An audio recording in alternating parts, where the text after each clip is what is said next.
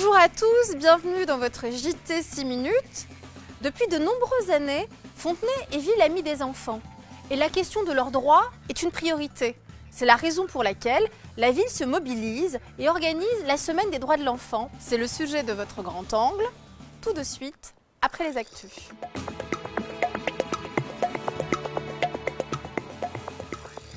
Les Rêveries d'Angèle, le spectacle de théâtre d'ombre de la compagnie Jean-Pierre Lescaut, revient à la Halle Roublot les 21 et 24 novembre. Il s'agit d'un spectacle pour jeunes enfants, un spectacle de théâtre d'ombre qui se déroulera sur 3 rétroprojecteurs avec une animation qui sera faite en direct par des manipulateurs. Et on aura donc sur ces 3 écrans des projections d'ombre colorées. L'histoire que vous y verrez, c'est l'histoire d'une petite fille qui s'appelle Angèle, qui a perdu sa dent de lait et qui attend une petite souris qui doit venir lui donner un cadeau sous son oreiller.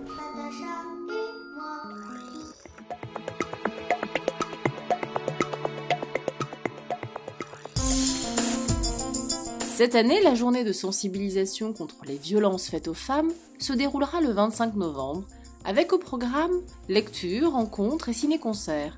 Pour plus d'informations, rendez-vous sur le site internet de la ville.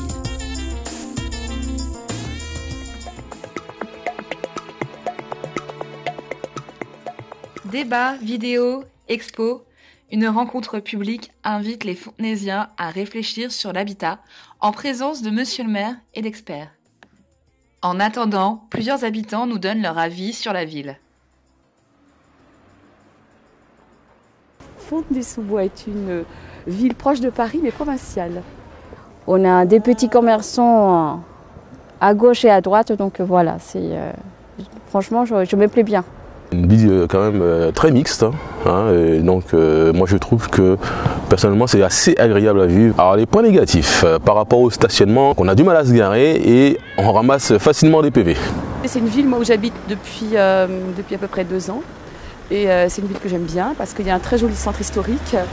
Au niveau social aussi, avant j'habitais Vincennes et je trouve qu'au niveau social ils font beaucoup plus de choses à Fontenay-sous-Bois. Notamment au niveau de l'école, tout ça pour les enfants, tout est moins cher, les bibliothèques, ça coûtait moins cher. Et vous, que pensez-vous de votre ville? Venez nombreux le dire à la salle Jacques Brel le 27 novembre à 19h.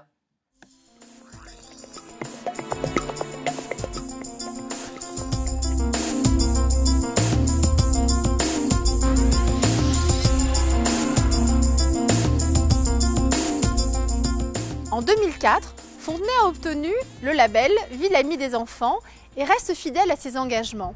La semaine des droits de l'enfant se tiendra du 19 au 24 novembre, rencontre avec Martine Antoine, élue déléguée à l'enfance.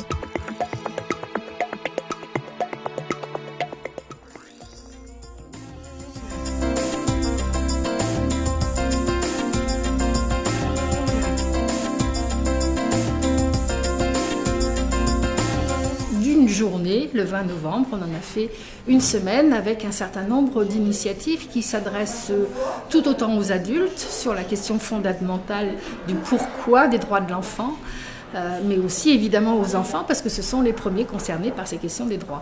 Notre objectif, c'est effectivement que chaque enfant puisse se développer, s'épanouir, accéder à tout ce qui va lui permettre de devenir un adulte en capacité de mener une vie d'adulte responsable, etc. C'est effectivement en lien très étroit avec les conditions d'éducation. La ville, bien sûr, est très impliquée de ce point de vue, avec des actions innovantes, comme par exemple les classes de découverte, le soutien donné avec le dispositif du programme de réussite éducative aux enfants, mais aux familles plus globalement, qui rencontrent des difficultés de tout ordre. Et puis le soutien à toute la vie culturelle en général, qui aussi participe de l'épanouissement, de l'émancipation des enfants. Donc 3 temps forts pendant cette semaine.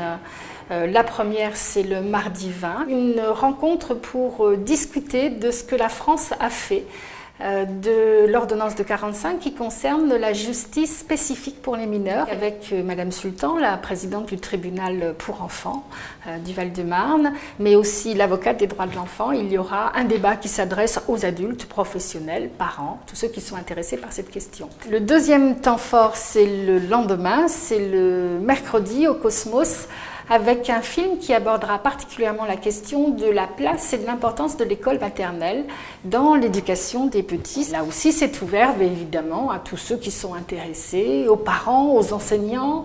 Et puis le troisième temps fort, c'est le festival qui se tiendra le samedi à la salle Jacques Brel et auquel évidemment tout le monde, enfants, grands-parents, parents, sont invités à participer.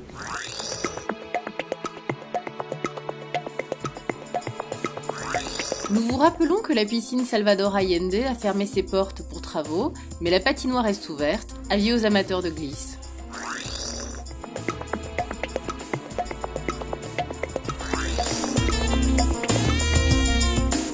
L'exposition Kaminski, un homme libre, vous attend jusqu'au 17 février 2013 au comptoir de la Halle Roubleau, du mardi au samedi de 14h à 19h et le vendredi de 16h à 21h.